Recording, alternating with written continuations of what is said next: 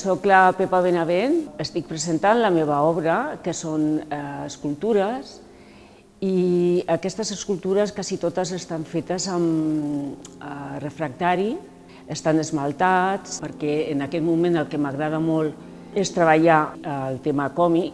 Aleshores he fet una sèrie de peces que estan totes cuites a 1250.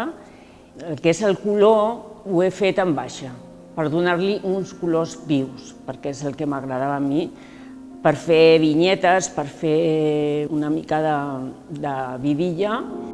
El fil conductor que hi ha amb aquesta exposició, el tema del xamanisme.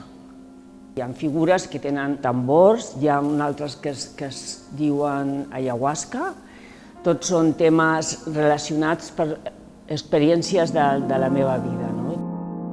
Aquesta peça ve a representar, la intenció era una altra. Jo, mentre ho feia, escoltava les notícies i estava passant lo de la Dana.